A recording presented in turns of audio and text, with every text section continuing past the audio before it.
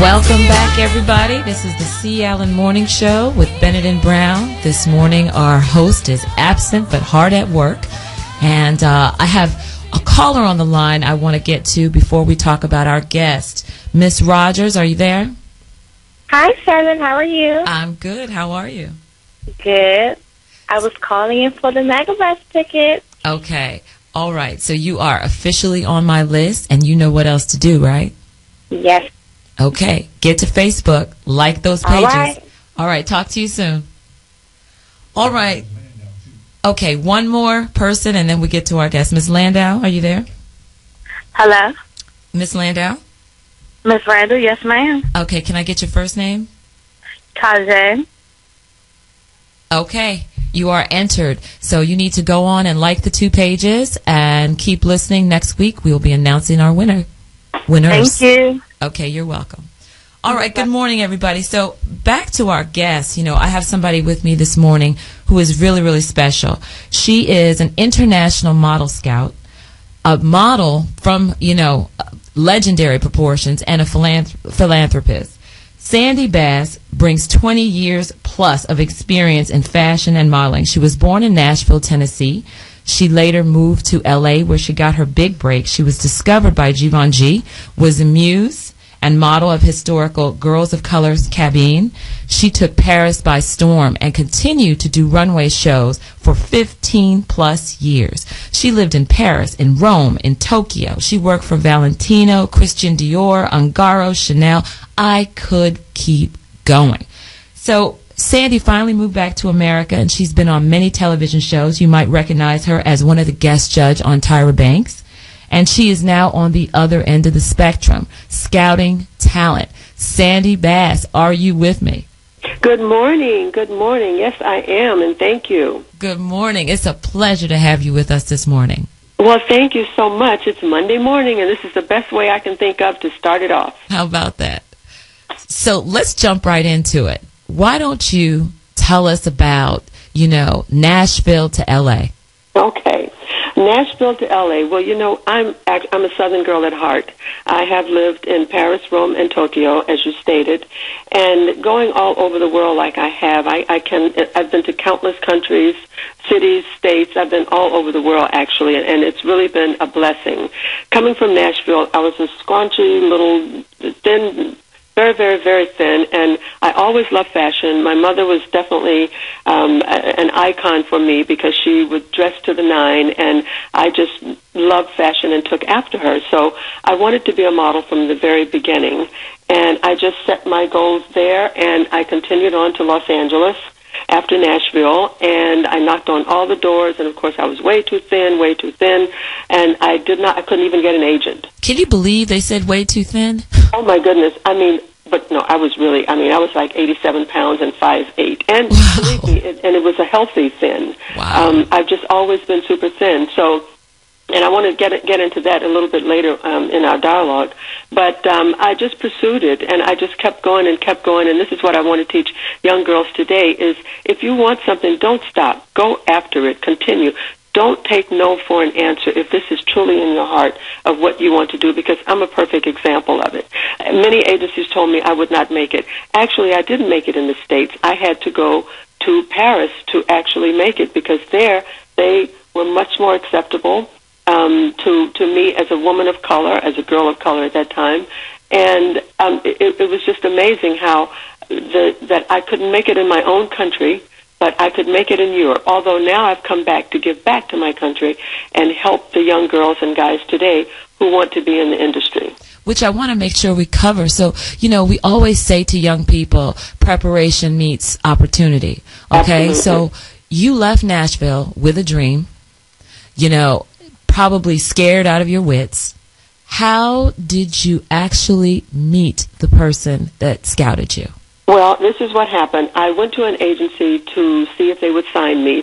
She says, "Oh, no, darling, you're just so thin. Why don't you go have lunch?" It's the absolute truth. I thought, okay, well, she doesn't like me. So anyway, I went, and then Givenchy came into town it must have been at least 6 months later.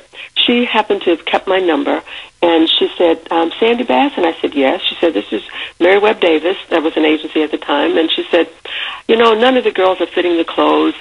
this is a designer in from Europe. I'm just going to go ahead and send you. And I thought, oh, my goodness, great.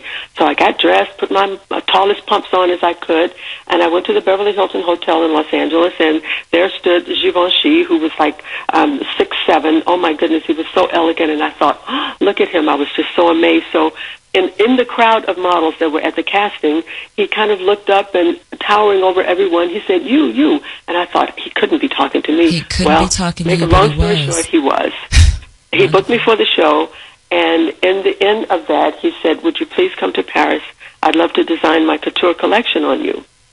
So I was off to Paris in 2 months, and I was supposed to stay 6 weeks, and I ended up staying 6 years in Paris and almost 18 years in Europe totally. So were you alone on that whole time? Did you know have what happened? I I was married at the time, and I had just gotten married. And my now ex-husband, said, oh, Sandi, you have to go. This is a great opportunity. And I applaud him for that today.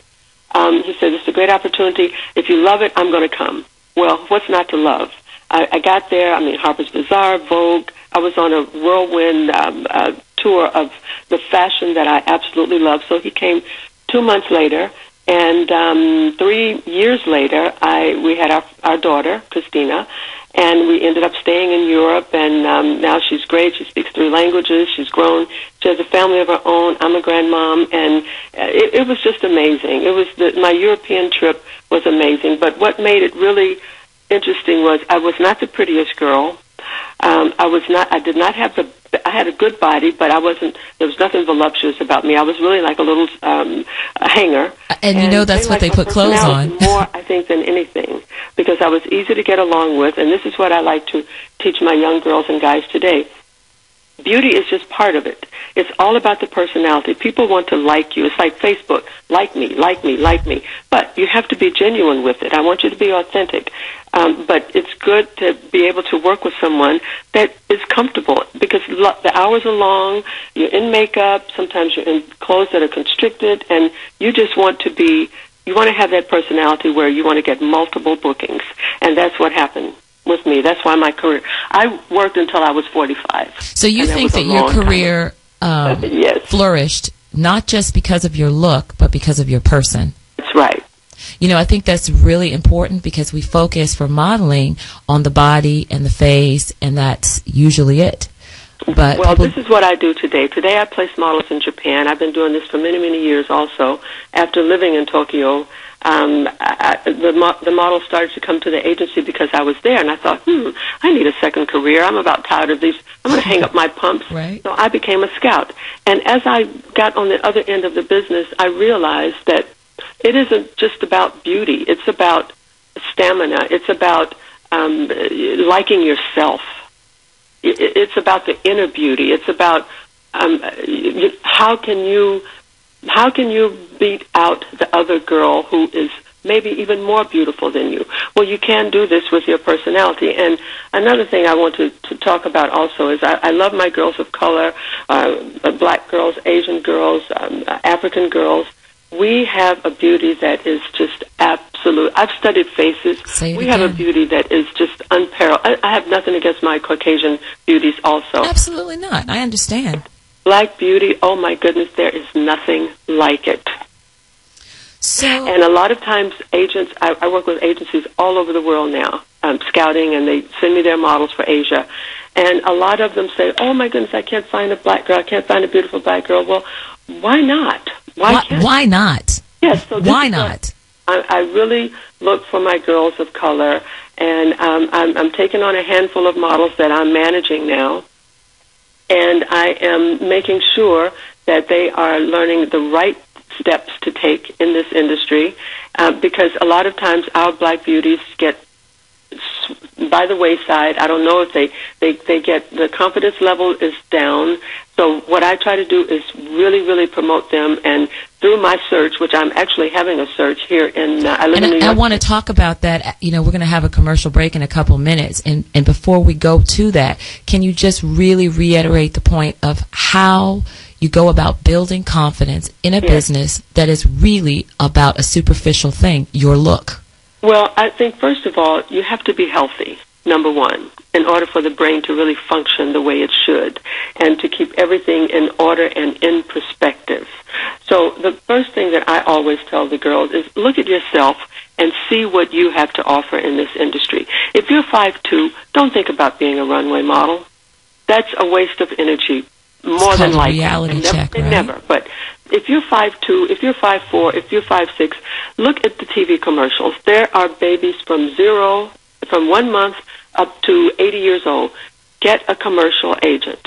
There's no, the realm is huge as far as what they look for a commercial model. It's all about talent. So okay, Sandi, I want you to hold that thought for me. We're going to take a break right now, and we'll be back to you after these messages. We're with Sandi Bass at the C. Allen Morning Show.